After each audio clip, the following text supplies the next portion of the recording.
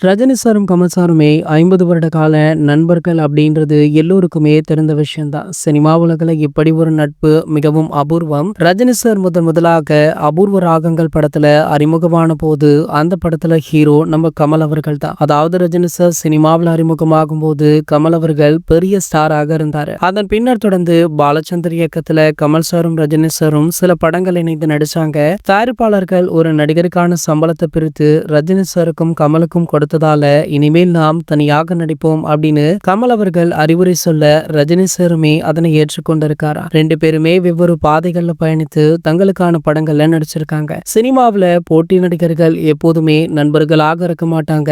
ஆனா இதுல ரஜினி சாரும் கமல் சாரும் விதிவிலக்கு அப்படின்னு கூட சொல்லலாம். போட்டி நடிகர்களாக இருந்தாலுமே சினிமா மற்றும் சொந்த வாழ்வுல முக்கியமான விஷயங்களை ரெண்டு பேருமே கலந்து ஆலோசிக்கிறாங்க. ரஜினி சாருக்கு எப்போதும் குழப்பம் ஏற்பட்டால் கமல் அவர்களுக்கு போன்ல தொடர்பு கொண்டு பேசுவாராம். அதே போல கமல் அவர்கள் புதிதாக கட்சி துவங்கிய பொழுது ரஜினி சார் நேர்ல வந்து அவரிடம் வாழ்த்துமே பெற்றாரு. அதே போல எந்த மேடையாக இருந்தாலுமே தன்னை தாழ்த்தியும் கமல் அவர்களை உயர்த்தியுமே பேசுவார் சூப்பர் ஸ்டார் ரஜினிகாந்த் அவர்கள். இதனை மற்ற நடிகர்கள் செய்ய மாட்டாங்க.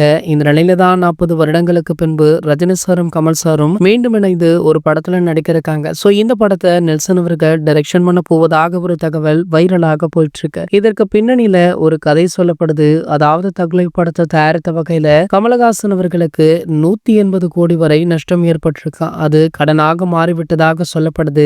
அதனைத் தொடர்ந்து ரஜினி சாரிடம் கமல் அவர்கள் சொல்லியதால தான் அவருடைய ராஜ்கமல் பிலிம்ஸ் நிறுவனத்திற்கு ஒரு படம் நடித்து கொடுக்க ரஜினி சார் முடிவு பண்ணிருக்காரா. மேலும் பாத்தீங்கன்னா கமலுடைய இந்த பண நெருக்கடிக்கு சூப்பர் ஸ்டார் அவர்கள் தான் உதவி செய்துள்ளார் அப்படின்ற தகவல் வைரலுமே ஆகிட்டு இருக்கு. இது போன்ற செய்திகளை பற்றி நீங்க உடனே தெரிஞ்சுக்க நம்மளுடைய சேனலை மறக்காம சப்ஸ்கிரைப் பண்ணிக்கோங்க.